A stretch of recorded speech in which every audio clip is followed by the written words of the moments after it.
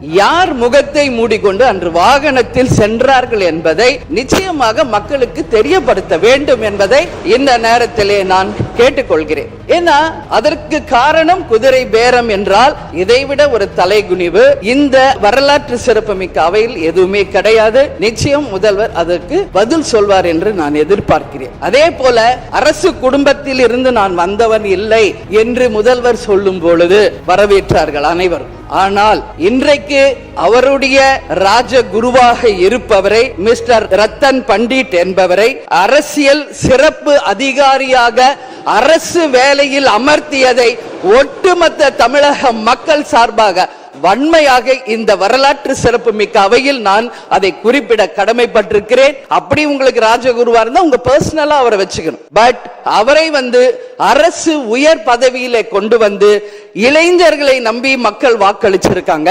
இந்த இளைஞர்களுக்கு நீங்கள் என்ன உதாரணத்தை சொல்கிறீர்கள், என்ன வரலாற்றை நீங்கள் சொல்ல விரும்புகிறீர்கள், வருங்கால இளைஞர்களுக்கும் எதிர்காலத்திற்கும் இதன் மூலம் என்ன மெசேஜ் நீங்க சொல்றீங்க அப்படிங்கறத நிச்சயம் தெளிவுபடுத்தணும். ஏன்னா இன்னைக்கு மக்கள் ஜனநாயகத்தை நம்பி இளைஞர்கள் கையில ஆட்சியை கொடுத்திருக்கிறார்கள். அப்போ வருங்காலம் இளைஞர்களும் வருங்காலத்திற்கும் இந்த அரசு ஒரு முன் உதாரணமா இருக்க வேண்டும் என்பதுதான் என்னுடைய ஒரு கோரிக்கை என்பதை இந்த நேரத்தில் நான் ஆணித்தரமாக பதிய வைக்கிறேன்.